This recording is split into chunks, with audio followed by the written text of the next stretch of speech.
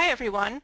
I'm delighted and honored to have KFA's Nutrition Advisor, Debra Indorato, here to talk about nutrition and the child with food allergies, a family affair. This webinar is offered by Kids with Food Allergies as part of its educational outreach program. I'm Allison Insero, Senior Manager of Community Services at the Asthma and Allergy Foundation of America, or AFA. Kids with Food Allergies is a division of AFA. Linda Mitchell, our Senior Vice President of Community Services at AFA, is actually working behind the scenes today, so I have the privilege of being your moderator this afternoon. Guest presenters for all of our webinars are doing so as volunteers without compensation. They also prepare their presentations on their own based on clinical evidence. On behalf of AFA and KFA, I'm very grateful to Deb for donating her time to be with us today to discuss nutrition. I know some of us are dealing with multiple food allergies and don't get much advice about how to keep our kids' diets nutritionally adequate when important foods are removed. So thank you for joining us here today to find out more about how to make sure your family stays on top of nutrition so your child can grow and thrive despite any challenges you might be facing. I have a few housekeeping details to run through before we get started. And while we do that, Linda's going to launch our first poll, so please take a second to respond to that. What are the ages of your children with food allergies? That's going to stay up there for about 30 seconds. And my first housekeeping message is that today's webinar is made possible through a sponsorship from Mylan Specialty. We rely on donors and corporate partners like Mylan Specialty for the financial support that enables us to develop educational programs for families. Next, please remember that this webinar is of a general nature only and is not medical or legal advice. You should consult your own physician for any medical advice you need with regard to food allergies and any other medical conditions. And now we're seeing our second poll for a few seconds. So go ahead and answer that. Also, today's webinar is being recorded. Later in today's webinar, we will stop to give away some wonderful gifts from our corporate supporters, Pasha Chocolate and Libre National. The winners of those gifts will be picked randomly from those still in attendance later in the webinar. When we end the webinar, you will see a survey. Please share your impressions with us as we take your feedback very seriously to help improve the future direction of our webinar series. And that is our third and final poll. Next, I'd like to introduce our speaker, Debra Indorato, so we can get started.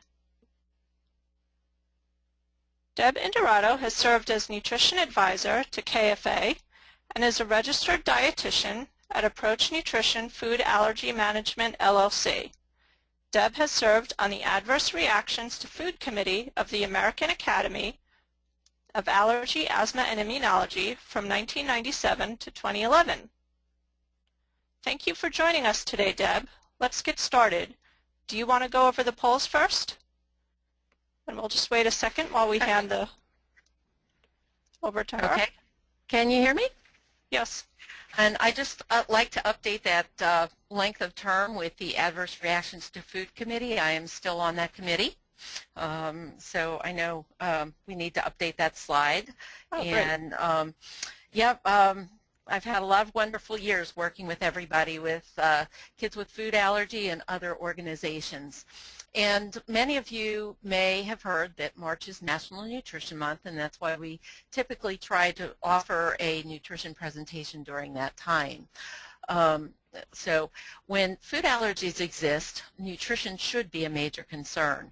And today we would like to address, next slide please.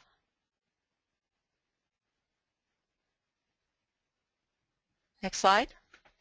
Okay, great. Thank you, Linda. We would like to address what nutrients are missing in an allergen-restricted diet. What nutrients do the allergic child's family need?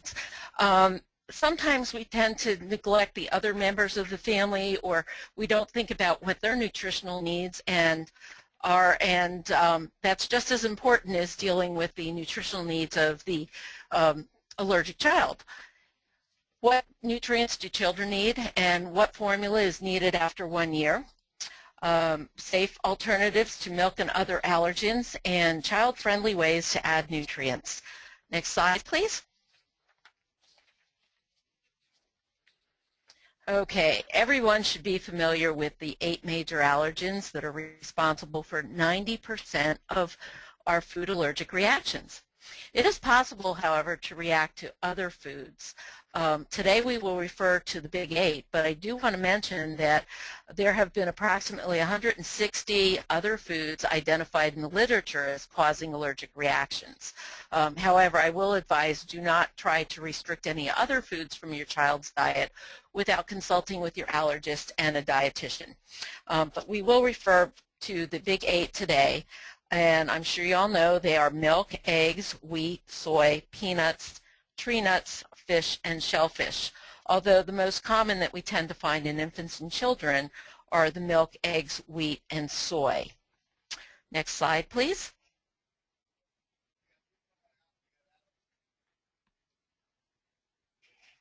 Okay. You know, typically you may have seen some charts where the specific foods were listed and what the allergens are that are found in those foods, as well as what some of the nutrients are that are missing. But I decided to do it a little bit differently this time. And if we look at the different nutrients that are available and that should be considered or included in the diet, we have protein, which is a big major source of food that contributes to growth and development in children, along with carbohydrates, calories, and fat. And the 4 that you see listed in the beginning of the slide are the ones that provide the most energy for children for growth and development and all of their activities. And then we have vitamins, minerals, and last but not least water, which some people don't even realize is an essential nutrient. And those last 3 nutrients typically help all of the other processes in the body and support the efforts of the first 4 nutrients, the protein, carbohydrates, calories, and fat. So if we take a good look at this slide, we can see as we go through, milk is listed as a source of many of the nutrients. So we have protein in milk, we have carbohydrates in milk. Of course, milk contains calories, we have fat in milk. And then in vitamins and minerals, you know, milk contains vitamins and minerals, and there is a water component in milk as well. We have listed under carbohydrates milk and wheat because they're 2 of the allergens we're talking about today, but don't forget that fruits, vegetables, legumes, and other foods may contain carbohydrates as well as the calories.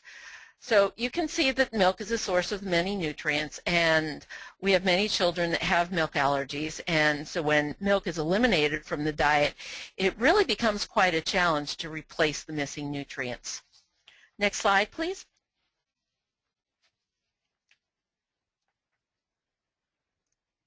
Next slide. Thank you.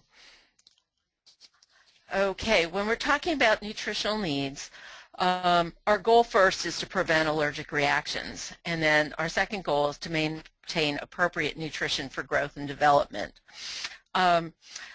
Studies have shown that children with cow's milk allergies tend to be shorter and have reduced bone mineral density more so than the healthy control subjects.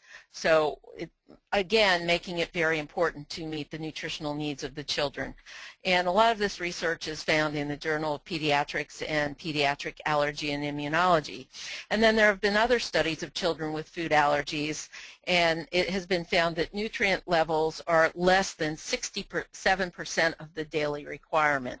When we're talking about nutrient needs for children, you know, we have different groups of children. We have our infants, we have toddlers, we have children, and then older children, and then we have teenagers, which are a very difficult group to deal with sometimes when they're in social situations with their friends and they don't always eat the right things, although we all know that they should, because what they eat at that time will contribute to you know, some of their healthy conditions or not so healthy conditions when they become adults. A lot of the nutritional needs will depend on their health status. It will depend on their age, their growth, and if any other health problems exist. Growth can be improved with adequate calorie intake, so we want to make sure that children get the right amount of calories for their needs as well as the protein for growth and development.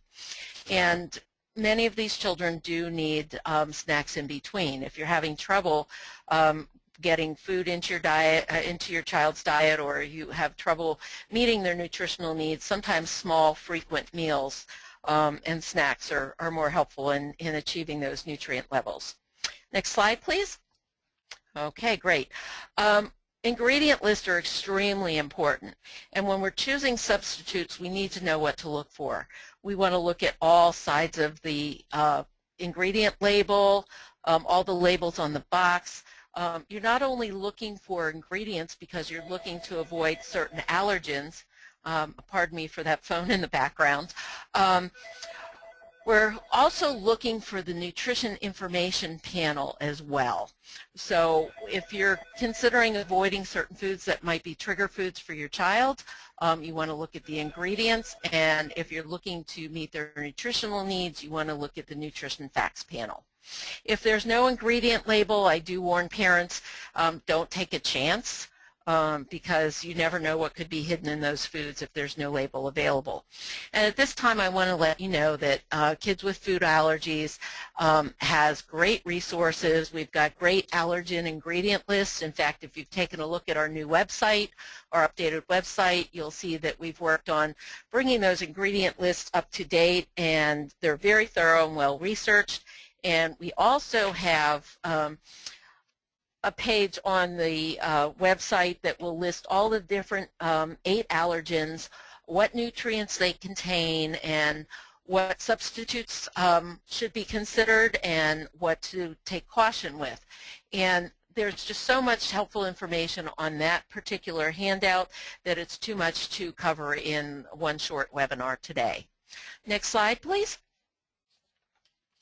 Okay, many of the concerns parents have, really cause a lot of challenges for parents, cause a lot of frustration, and I'm hoping not only through this webinar today, but through the questions that we have at the end, that we can provide some resolution for some of those concerns as well as relief for parents. One of the biggest concerns parents have is if milk or formula are the major source of protein and calcium for a child, especially in your infants. When we get to toddlers and older children, then parents need to be a little bit more diligent in finding appropriate substitutes. And there are a lot of things out there on the market, but they may not always be the best substitute for transitioning from formula or finding a substitute for fluid milk. The next concern is that parents need to be worried again about getting enough calcium and vitamin D for strong bones and strong teeth, as well as muscle contraction. As I mentioned before, sometimes there are growth challenges in children, and the height for age can be significantly lower in milk allergic children, and even more so in children that have multiple food allergies. And I'm sure there are parents out there attending the webinar today that can definitely relate to picky eaters. I had picky eaters myself. I have 4 children, and one night my daughter decided she was not going to eat dinner, and she didn't like what I was making, things that she had eaten all along, and for 2 weeks she made her own dinner, and she had nothing but bagels every night for dinner for 2 weeks. So I'm sure there are parents out there that can relate. And this could be a continuous problem. We can have kids that are really picky eaters, and then we can have children like my daughter who just went through a phase for 2 weeks. But if it's just a short phase, if they're eating well and they're getting a healthy diet prior to that, we don't need to worry too much. But if the picky eating is an ongoing long-term thing, then we do need to be concerned about that. And in that particular case too, your allergist or your pediatrician might be able to refer you out to people who work with children in feeding therapy and can also help support that issue and help come up with a resolution for that. And then there are children out there with other medical problems requiring dietary modification. And, you know, children are not totally immune to other diseases such as diabetes and kidney disease and, you know, other childhood illnesses. So if you're already dealing with a food allergy and trying to work around that to avoid reactions and get proper nutrition, then we have these other conditions that might have further dietary restrictions that we need to be careful with. Next slide, please. Excuse me. Okay, so as I mentioned, you know, we're focusing on the allergic child and nutritional needs, but we also want to focus on the nutrition of the family. And making healthy food choices to maintain good health is what we're focusing on for the family. For the children, we're focusing on, as I previously mentioned, avoiding reactions and making sure they get the nutrients they need when following an allergen-restricted diet. So, is the family also eating an allergen-free diet along with the allergic child? And if that's the case, then the family is missing many of the same nutrients that the allergic child is missing. If they're eating a different diet, what are they eating? And what particular nutrients are they missing as well?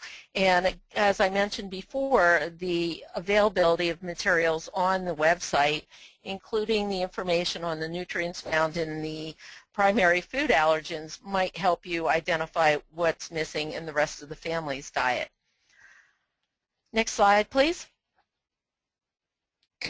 So, what do mom and dad eat? You know, are mom and dad eating what they normally eat around the allergic child, including the food allergens?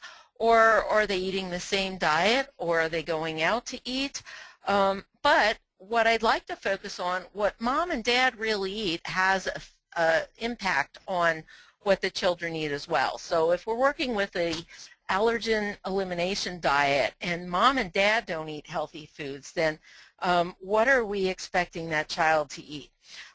Several years ago I worked with a young girl who was allergic to a few foods, and most dietitians, myself included, will always kind of get an idea of what the child is eating before we work with any restricted diets, because we want to see what the nutritional intake is before we start making further restrictions and then recommendations. Well, when I was reviewing what this young lady ate and looking at it, and actually she was 6 years old, and I noticed she wasn't having any fruits and vegetables. And the only thing that I saw that possibly be a source of vitamin C was she was drinking some kind of a fruit drink. So my next question was to the mom, well, why doesn't she eat fruits and vegetables? And I was kind of shocked when the mom said, well, her dad and I don't eat fruits and vegetables. So therefore, they weren't offering it to this little child, and they hadn't been for a while.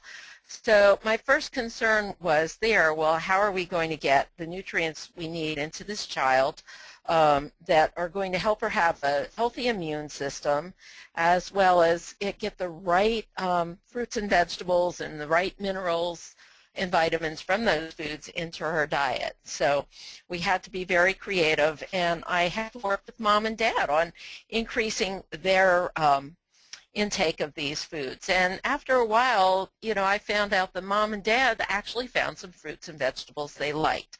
So the point there is, please, if you have certain preferences as parents or things that you don't like, please don't force those or influence your child. Try to get your child to eat a variety of foods and have them in the home even if you don't like them. There's been some impressive research on children and their acceptability of foods, and typically it takes 10 times for a child to taste and be introduced to a food at a young age before they might accept it. And some of the parents out there may have realize this when trying to introduce a new food to a child, and the first impression, well, it's a different texture, if it's a different taste, it's unfamiliar, so they might like it and they might accept it, or they might turn up their nose and not eat it. But we want to go back and try it again and try it in different forms, prepare different ways, and see if we can get them to accept some of these nutritious foods. So what do the parents really need? Well, the parents no longer need nutrients for growth and development, obviously. But what the parents really need is to maintain a healthy diet, because we all know what a challenge it is taking care of allergic children. We're spending more time at the grocery store. We might be spending more time preparing foods, running back and forth for doctor visits, and hopefully not as much running back and forth to the emergency room. But all of this has its wear and tear on parents. So we want to make sure parents get enough energy-producing nutrients, eating a balanced diet, and certainly getting their vitamins, minerals, and water. I find that a lot of people that tend to complain about fatigue and being tired are not actually getting enough water in their diet. So take a good look, parents, at your water intake, and if you're not drinking enough water, 6 to 8 glasses in a day, try to increase that over a period of time and see if you feel better. Next slide, please. And then we have our siblings. What do siblings eat and what nutrients do they need? Well, depending on the age of the children, you may have children that are still going through phases of growth and development, and so we want to make sure they get the proper nutrients for that and eating a variety of foods, and we also want to make sure that they're eating foods for good health. So it might be a good idea to have the family or write down what everybody's eating for a couple days and take a look at it and take a quick look and see what might be missing from the diet. If you need further assistance, then your pediatrician or allergist can refer you to a dietitian that would have a background in food allergy as well as pediatric nutrition. Can certainly help you. Next slide, please. Okay, so we'll go into some of the individual foods. Milk elimination is one of the biggest that we see in many children, and you can see the list there. Not only are we missing out on calcium and protein, fat in the diet, but we have some other important nutrients there: vitamin D, vitamin A, B12, riboflavin, and phosphorus. So these are some of the things that you should be looking for when you're looking at any type of substitute for milk, and there are several different kinds out there now, but you really want to be looking at the label and see what they contain. Of course, they're going to have calories, they're going to be varied levels of protein, but you're not really going to find anything that has a protein content significant enough to replace milk. You'll see various levels of fat and the calories. We're looking for calcium to be at least 30% of the daily requirement on that list. And then you're looking to see what kind of other nutrients are listed and what their percentages are. And you might only see maybe 2 or 3% on those labels, which makes it more important to get a variety of foods in the diet to fill in.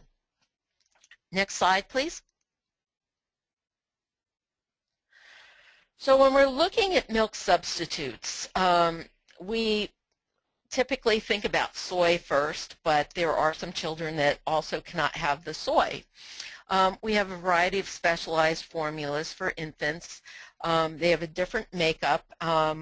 Some of them are hydrolyzed, and we have to be careful with those because they've just reduced some of the protein particles, but they're not totally hypoallergenic. So we find that some children may still be a little bit sensitive to that type of formula.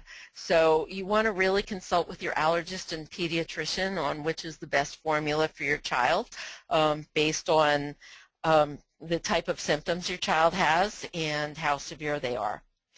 Rice milk is another one that you'll see quite a bit of on the market in several brands, but you're going to find that the rice milk has nowhere near the level of protein that you might find in a soy milk or a soy-based formula, or definitely cow's milk, because your cow's milk is the richest in protein, but if you need to avoid it, you're going to have to find an appropriate substitute. And I'm sure you've noticed in your recent trips to the grocery store, whether it's typically in the baking aisles, you'll see rice milks and you'll see coconut milks and other types of milk or nut milks, and you'll also see them in the refrigerated section of the grocery store. And so you really need to look careful at many of the labels. And I'll tell you, they're coming out so quickly that I can't even keep up with all the information on them. So every time I want to recommend something, I have to either go on the company's website or go find the product myself and look at the information. And then there are some other milks out there, oat milk and hemp milk, and you know, anything that we are looking at, we should really look to see if they're enriched and fortified. And in a serving, we want to see that they have 30% of the calcium requirement for that serving and at least 8 grams of protein. And then there are toddler formulas out there, and sometimes you know, you'll have to read the labels on those as well, but sometimes they will be more nutritious than some of the substitutes you will actually find in the store. Okay, and when you want to transition your child, you're on a formula or you're nursing your child, we want to look at how much formula they're consuming or how much food they're actually consuming. And getting an idea of what they're eating at that point will help your doctor and dietitian focus in on the actual nutrients that you're going to need for your child. And so please, when you're looking out there for a substitute, compare the benefits of a formula or an advanced formula compared to the milk alternative, as well as what your child needs for growth and calories. And additionally, as I said before, look at how much solid food they're consuming as well. Okay, the next allergen we want to talk about a little bit is wheat. And you know, wheat is a grain, and it's found in many products, and some people think that only whole wheat products are wheat, but any of your white breads, white flour products, they're also made from the wheat grain, so all of those things will need to be avoided, and you'll see that in our allergen ingredient list. And we can see that your grain of wheat and products made from wheat contain a lot of nutrients as well, calories, carbohydrates, good source of fiber. They're enriched and fortified with many of your B vitamins and iron. And the protein content will vary with many of your grain products. Next slide, please. So what are we looking for when we have to avoid wheat? Nowadays, there are a lot more products out there that are available and much better tasting than years ago. So following a wheat-free diet is a lot easier than it used to be. So what we're looking at right now is a variety of different products. Many of them you'll find with a lot of the gluten-free products, and we've got many good wheat-free breads available, wheat-free pastas available, but consider introducing some alternate grains as well. Rice can be a good substitute for your pastas if you're not going to use the wheat-free pastas. Corn is another grain, oats, rye, barley, buckwheat, and quinoa is something that many people aren't familiar with, but I'm seeing more of it even in the regular grocery stores in addition to the health food stores. And I want to mention at this point, quinoa is one of your highest protein grains. And that's something that could be served at any meal. It can be even served in place of a hot breakfast cereal. It can be served cold. It's good with added fruit in it. You could mix it with vegetables. You can even use it as a base starch when you're making casseroles. So I'd like to suggest that you consider trying quinoa and seeing what you think. Millet is another grain. Typically in the past, some of your millet breads and millet products have been a little bitter. They're not very tasty, and the consistency is not something that many children will accept. So, but we have many varieties to choose from out there. If you can get 4 or more servings into your child a day of your grain products, you're looking at meeting 50% of their requirement for iron and carbohydrate and some other nutrients, but a goal should be 6 to 11 servings per day to supplement some of the other foods that they might be eating. So if we get a good number of servings of your substitutes for your wheat products, your alternate grains, and we're getting a good substitute for your dairy, and then we add a good variety of fruits and vegetables in there, and then your protein foods, if your child does not have a problem with meats and other protein sources, then we've got a good, well-balanced diet and just need to make sure they get the amounts to meet their caloric needs. And sometimes a good way of knowing whether they're getting enough in calories and protein is when your pediatrician is monitoring their weight and their growth on the growth charts. Next slide, please. Now, there are children out there that have more than one food that they're allergic to. And so when we're dealing with children with multiple food allergies, or we're even dealing with multiple food allergies within a family of few allergic children, we have a greater risk of not meeting their height for their age, as I mentioned before when I talked about some of the studies on growth. It's very difficult sometimes if there are more than 2 allergens that need to be avoided to meet nutritional needs without supplementation. So at that point, it is a good idea to consult with a registered dietitian who can help you with the meal planning and make recommendations for foods. Many dietitians have access to numerous materials that will help them piece together the highest nutrient foods in each category of food to help you build a better diet for your child. And then, as I mentioned before, there are some specialized formulas out there that might be able to be used in supplementing restricted solid food intake for your children. Next slide, please. So when we're building healthy meals, not only for the food allergic child, but the rest of the family as well, we're looking at a good variety of fruits and vegetables. Fresh is best, and then frozen, and then depending on what kind of a food budget you have and your availability in the area that you might be living in, you might have to resort to canned.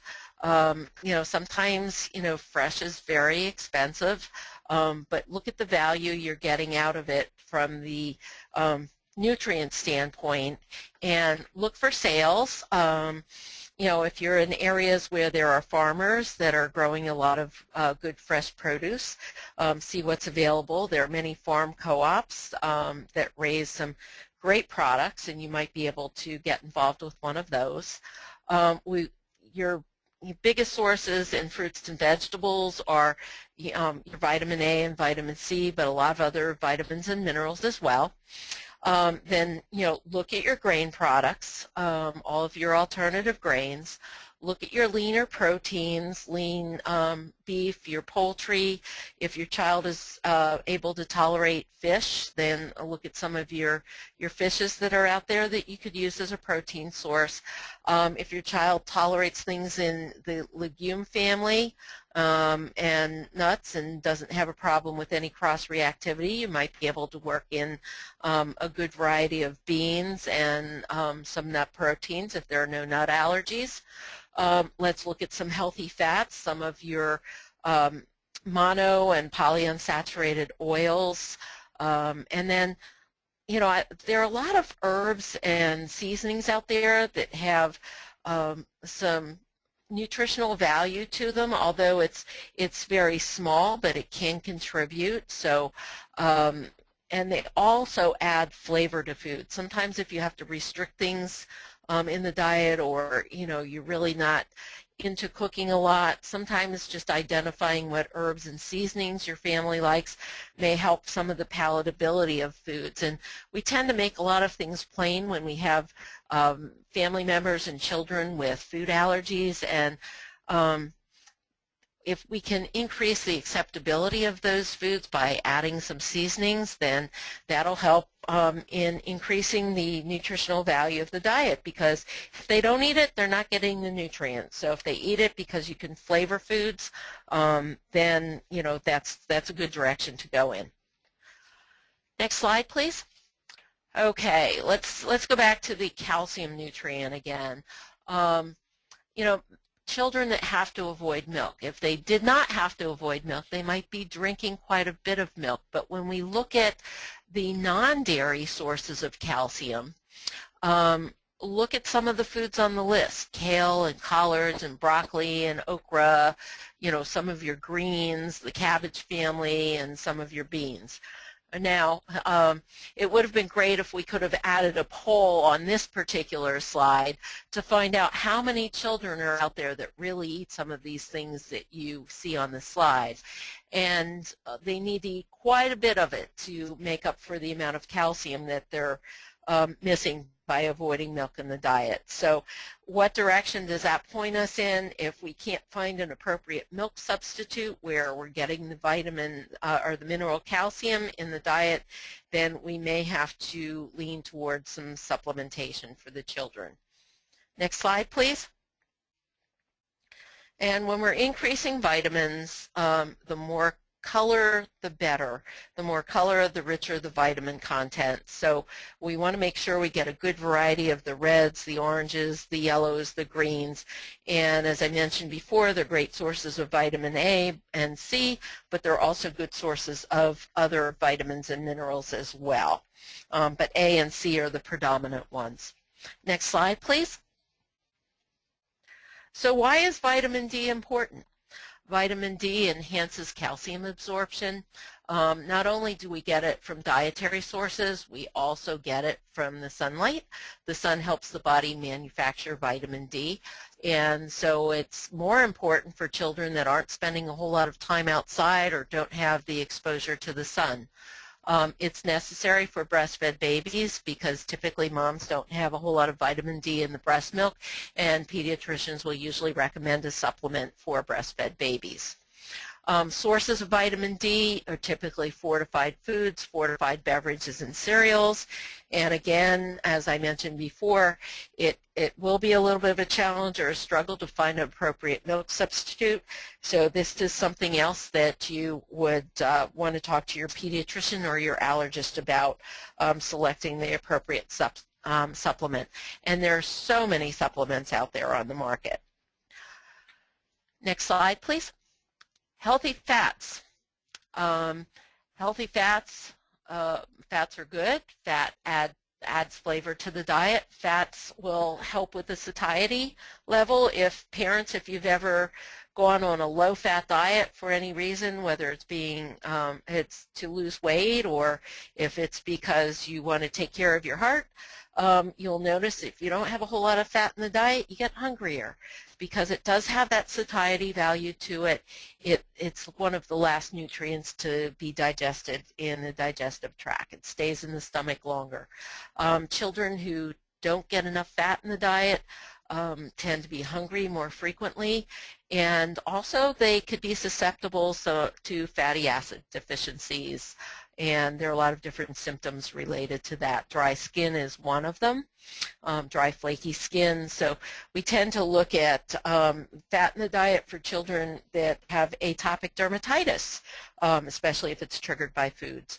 As I mentioned before, your polyunsaturated and monounsaturated fats are good sources of fat in the diet.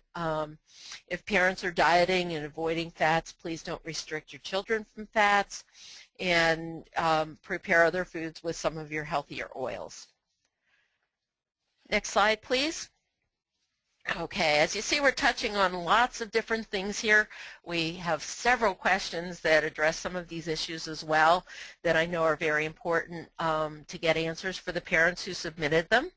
And I know we'll have some other questions, so I want to move through the rest of these slides on the various topics. So I've mentioned that supplementation may be necessary in certain cases if we're not able to get the nutrients the children need through their dietary sources. So what are we looking for in choosing a supplement? Years ago, there were very few. In fact, when I was growing up, I think, and this is going to tell you a little bit about my age, but one of the only vitamins you could get at that time was one a day, and they were little red pills that almost looked like miniature M&Ms. And then there were some supplements for older people as well. And now, if you go into your pharmacy or a drugstore or even some of your big box stores that have pharmacy departments, I mean, we have aisles of supplements, one whole aisle devoted to all kinds of supplements, and it makes it very confusing to choose. So what are we looking for when we're making those choices? Well, first of all, if your child has a food allergy, you want to look at the label, and many of them will tell you that they're free of the major allergens. You also want to look at what are some of the inactive ingredients, because there might be some fillers, sometimes in the less expensive supplements, that may contain allergens, or some hidden sources of allergens. So it's important that you not only work with your child's doctor and a dietitian, but the pharmacy may be very well versed on some of the ingredients in these supplements as well. So don't hesitate to ask your pharmacist too.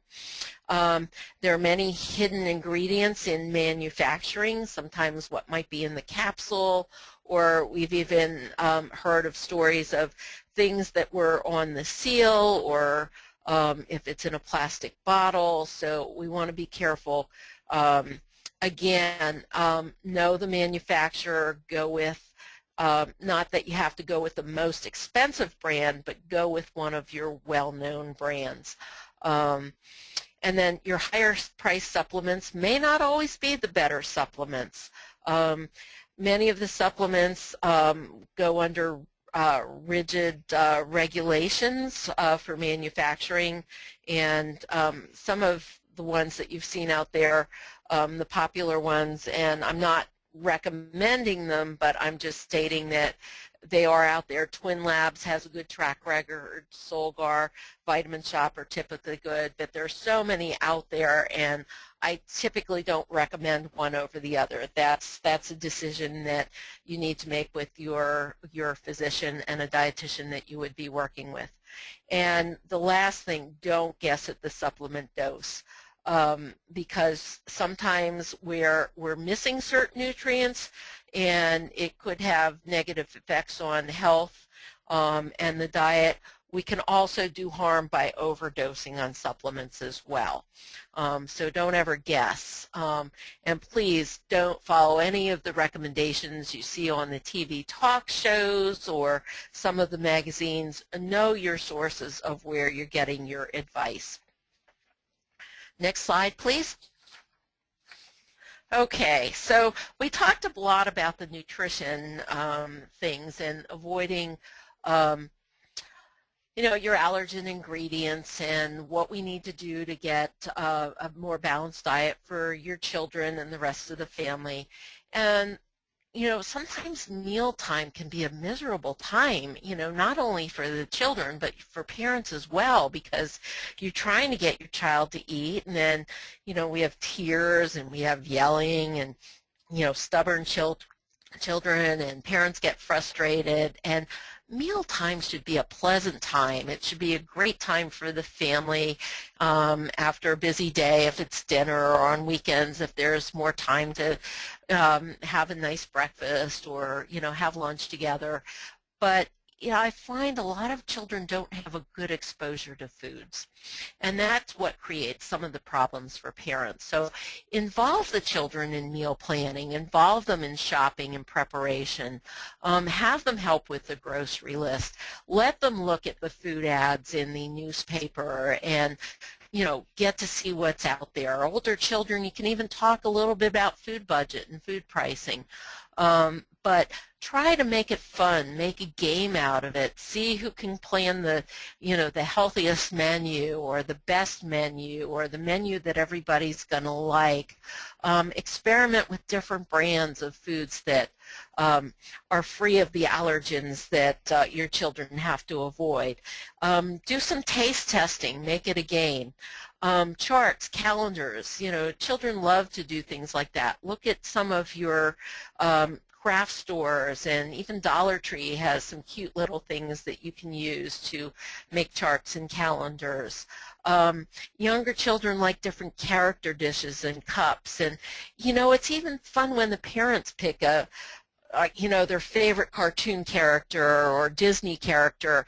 And, you know, what would your mealtime, how fun would your mealtime be if each member of the family had a cute little Disney character plate and cup and placemat?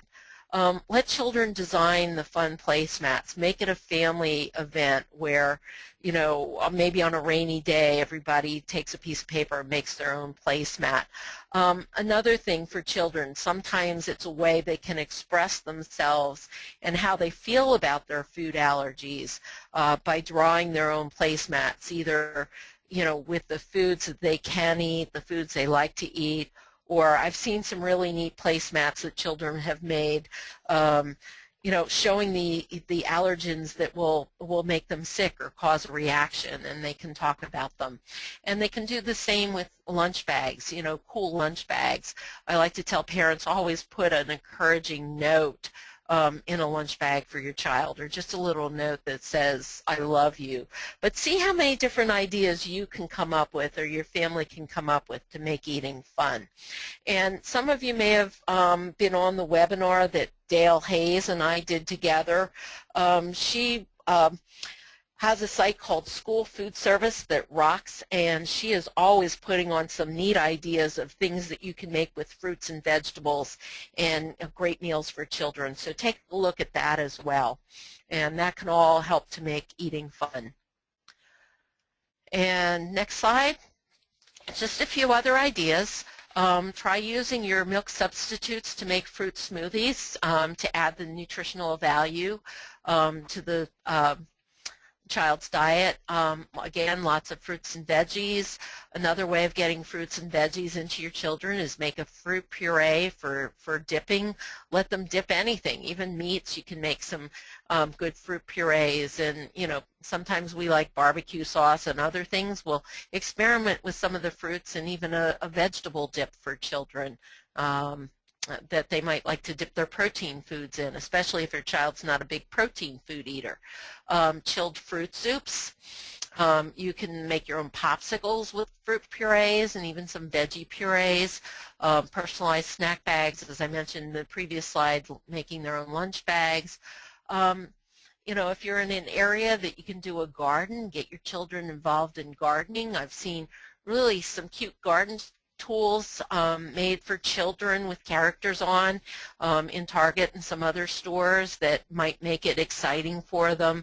And again, they're involved in planting and growing their own foods. Colorful food storage containers, set up some kind of a color code for the different allergen-free items. And one thing children like to make their own family recipe book, or their own personal recipe book, or just a book of foods that they like to eat or they can eat. So try some of those ideas and, you know, let us know how they work for you. Next slide. Okay, is it giveaway time, or we're just going to talk about the giveaways you have? I didn't know if Linda was... It is giveaway time, but before we do that, can you, Deb, can you hear me? Yes, I can. Before we do the giveaways, can you just quickly go over our poll questions while I just pick the winners? Okay, great. Are you going to put them up on the screen? Yep. Okay, there we go. Okay, what are the ages of your child or children with food allergies? So it looks like our largest group is 6 years to less than 13 years. And then we've got a tie for 2 to 6 and under age 2. And that tends to be where we find the biggest number of food allergies. And then we have 13 to 18-year-olds old, 9%. And then it looks like we have about 16% of our viewers today are just in it to listen and may not be dealing with children within those age groups with food allergies. Okay, next poll question. And how many food allergies do you manage in your home? Oh, it looks like we have a good percentage, 47% with 3 or more, 28% with 2 or 3, 11% with 1, and then we have 14% not applicable.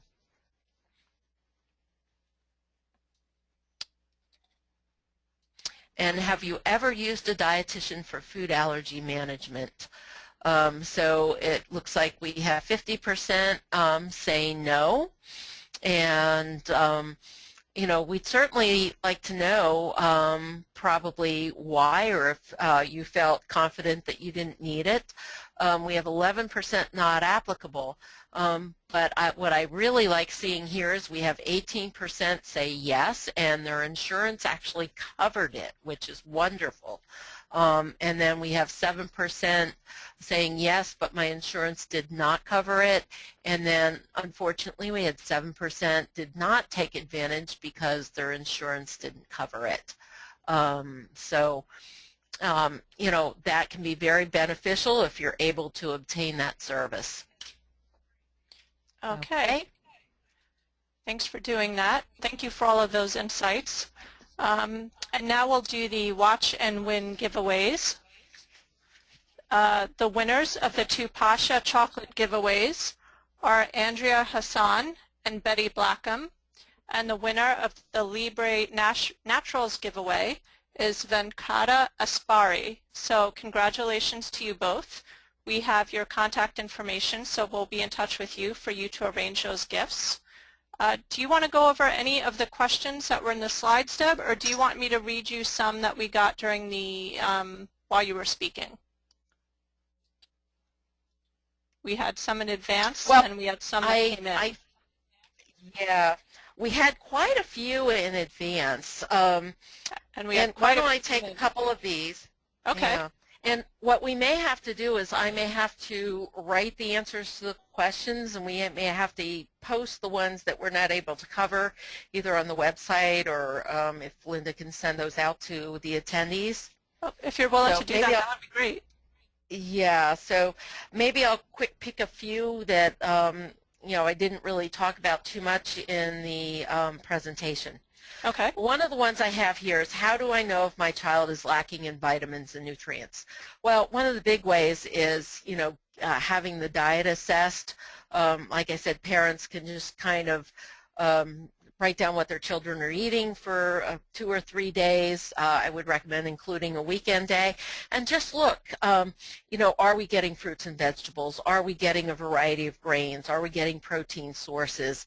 And depending on what the allergen is, you know, what are we missing there? And then use the nutrient guide that is on the Kids with Food Allergies website to determine what nutrients might be missed, and then either talk to a dietitian or talk to your pediatrician or allergist about it. But if there is some growth failure or poor health, the pediatrician or allergist may want to order some specific nutrient tests for B12 or vitamin D or some other vitamins and minerals. Okay, so that's the answer to that question. Here's another question. Should I eliminate dairy and eggs from the entire house, or can older siblings still eat these foods?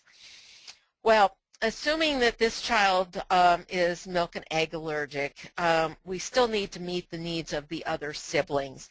And so if the parents can safely manage the allergies of the food allergic child and still be able to offer these foods for the other siblings, I wouldn't necessarily restrict them if you didn't have to. But, you know, what's important in a situation like this is that the entire family is educated on, you know, what's going on, why there's a food allergy, what can happen if the allergic child either consumes or is exposed to the allergies or the allergens, and then, you know, really try to get the siblings to understand why, you know, we're doing this, and maybe set a time when they can have the foods that the allergic child cannot have.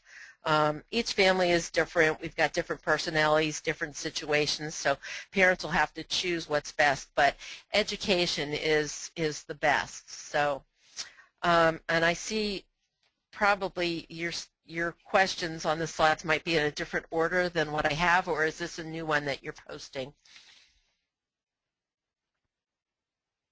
I'm not sure. We'll have Linda just flip through some. Yeah. I think they're in a different order. Okay. Yeah, because I think I remembered seeing that one. Okay. How do I introduce foods to non-allergic siblings while a food allergic child is in the home? very carefully. And there again, you know, we're talking food allergy in general. Each situation is going to be different based on what the child is allergic to and whether we're dealing with severe anaphylactic symptoms or we're just dealing with mild symptoms. But I would still introduce a variety of foods and try to make sure everybody has a variety of foods in their diet. Okay, we answered the one, how do I know if my child is lacking in vitamins and nutrients? We did that one. Okay, my 8-year-old daughter is allergic to dairy, soy, wheat, nuts, eggs, and seafood. She doesn't like rice milk. I am concerned about her getting enough calcium and omega fatty acids. She drinks orange juice fortified with calcium and vitamin D once daily. Okay, you just want to verify the vitamin D level with your pediatrician or your allergist. And make sure that, you know, they may want to do a vitamin D level, which is a blood test. There are sources of omega-3 fatty acids, and, you know, they're not always popular with children, but two of the things that you might be able to work in are canola oil and leafy greens. The other two good sources are flaxseed and flaxseed oil and hemp seed oil.